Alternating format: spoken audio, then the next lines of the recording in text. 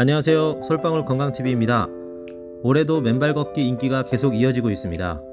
많은 지역에서 황토길을 조성하고 전국적으로 그 열기가 뜨거운 상황인데요. 맨발 걷기로 건강이 좋아진 사람들의 후기가 입소문을 타면서 등산길이나 산책길에서도 신발을 손에 쥐고 맨발로 걷는 사람들을 쉽게 찾아볼 수 있었습니다. 몇 년 전부터 불기 시작한 맨발 걷기 열풍이 이제는 하나의 건강 문화로 자리 잡았다고 해도 과언이 아닐 정도죠. 맨발 걷기는 평소에 잘 사용하지 않던 발 근육을 활성화시키는 데 도움을 주며 심신의 안정에도 긍정적인 영향을 미친다고 알려져 있습니다. 하지만 맨발 걷기가 아무리 유행이라도 아무데서나 하면 절대 안됩니다. 오늘은 맨발 걷기의 효능을 간단하게 알아보고 그보다는 맨발 걷기 하기 전에 체크할 사항이나 주의하실 점에 대해 초점을 맞춰서 말씀드리려고 합니다. 특히 맨발 걷기를 시작하는 초보자라면 오늘 주의사항을 꼭 숙지하시길 바라겠습니다. 말씀드리기 전에 먼저 맨발 걷기의 간단한 효능 두 가지만 말씀드리겠습니다. 첫 번째는 맨발로 걸으면 혈액순환이 촉진된다는 것입니다. 맨발로 걷게 되면 운동화를 신고 걸을 때보다 혈액순환이 더 잘 됩니다. 신발을 신고 걸을 때는 사용하는 근육만 사용하지만 맨발로 걸을 때는 발가락 사이, 발등, 발날에 있는 근육까지 사용하게 됩니다.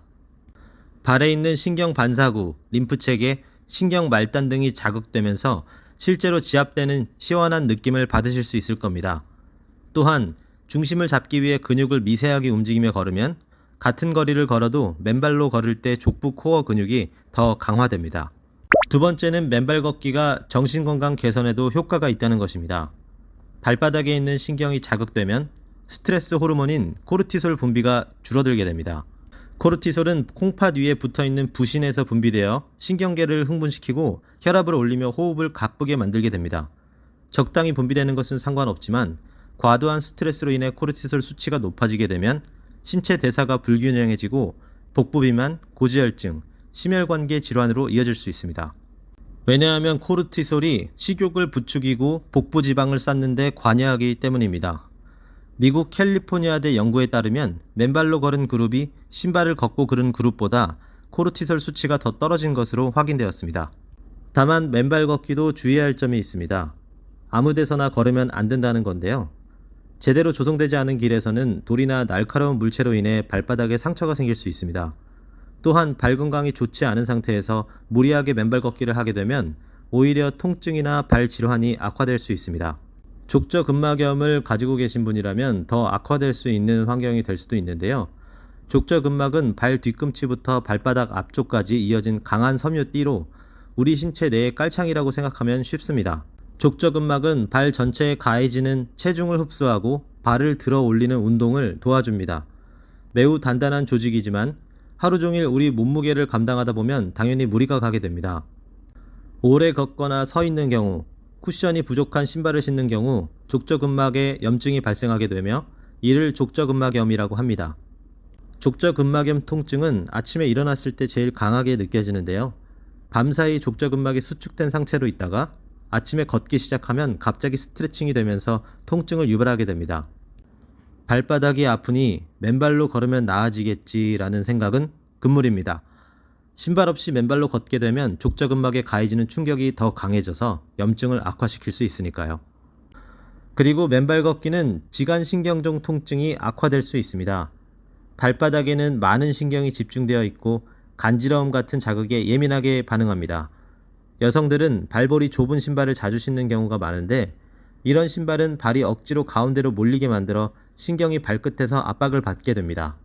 이러한 압박이 장기화되게 되면 발가락 사이에 신경이 눌리게 되고 이를 지간신경종이라고 부릅니다. 지간신경종은 주로 2번과 3번 발가락 사이에서 발생하는데요. 발가락이 얼얼하거나 찌르는 통증이 생긴다고 합니다. 이러한 증상이 있는 사람들에게는 맨발 걷기가 신경의 압박을 더 가하게 되어 상태 호전에 별 도움이 되지 않을 수 있습니다. 오히려 보행의 안정성이 사라지면서 신경 눌림이 더 악화되고 통증이 더 심해질 수 있으니 이런 경우라면 맨발 걷기를 잠시 쉬어주는 것이 좋겠습니다. 마지막으로 전해드릴 주의사항으로는 아무 곳에서나 맨발로 걷게 되면 파상풍을 비롯한 여러가지 균에 감염될 가능성이 있다는 것입니다. 파상풍은 상처 부위에 침입한 균이 독소를 생성해 근육 수축과 통증을 나타내는 감염성 질환입니다. 녹슨 못, 흙, 동물의 배설물, 모래, 나무 등 우리 주변 곳곳에 파상풍균이 분포하고 있는데요.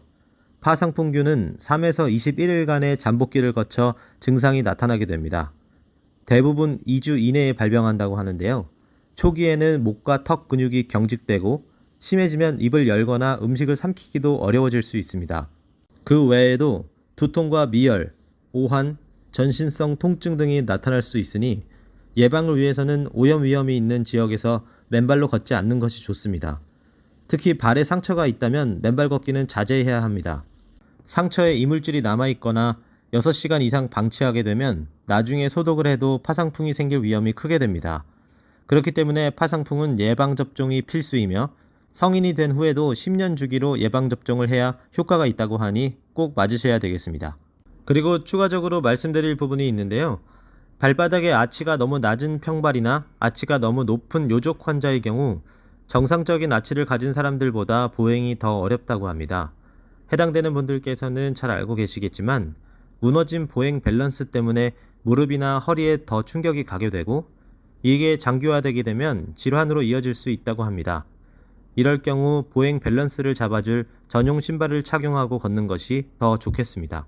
지금까지 맨발 걷기의 효능과 주의해야 할 점에 대해 자세하게 말씀을 드렸는데요.